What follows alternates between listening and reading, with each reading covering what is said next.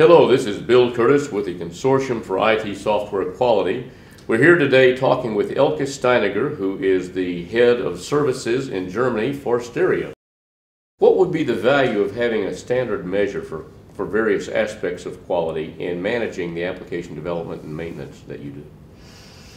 Well, we would reduce time in terms of release announcements. We would reduce time in terms of decision-making process. We would reduce cost, as we are very clear and transparent on making decisions based on real KPIs, and that's why this is a real value for us going forward with that.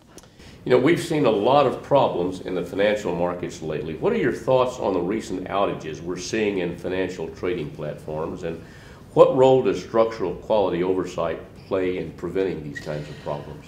From a delivery point of view, from a service provider point of view, this is really crucial and important to keep aligned with the quality aspects along the entire service life cycle.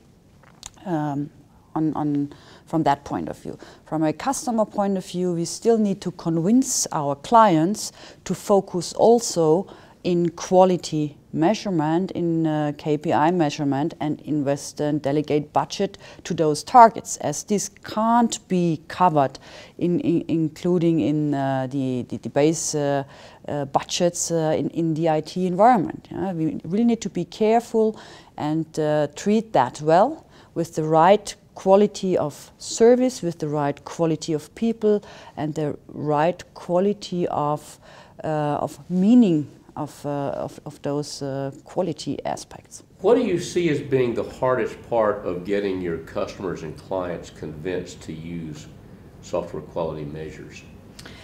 I think in the end-to-end outsourcing environment, when we really transfer applications and people, customers do not really care anymore, because they expect, as a trustworthy service provider from us, to have a quality measurement tool or quality management tool in place, used and documented. This is one thing.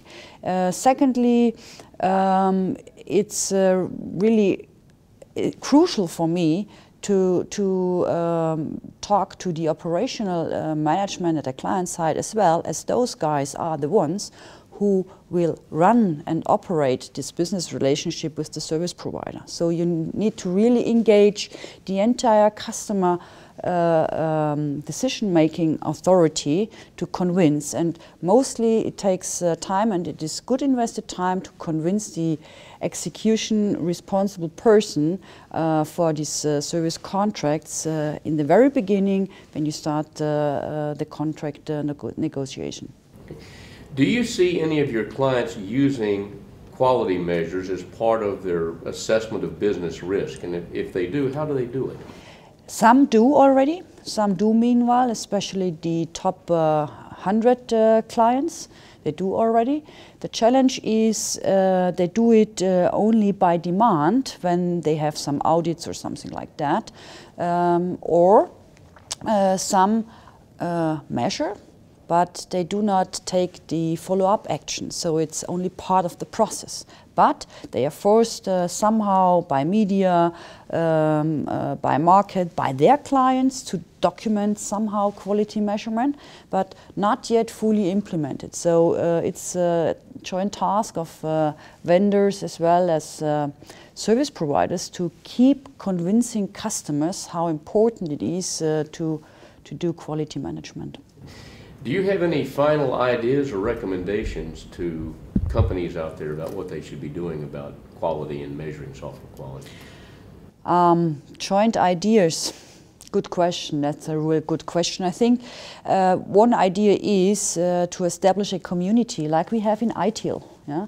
To establish a community for quality management, as we have not yet, some are on the way, but not yet a final established and proved quality measurement process tool set globally. And we need to ensure to have one language, one vocabulary, etc., to be transparent and quicker to market in terms of having a global understanding and view on quality management from a vendor, a customer, and a service provider point of view. Okay, Elke, thank you.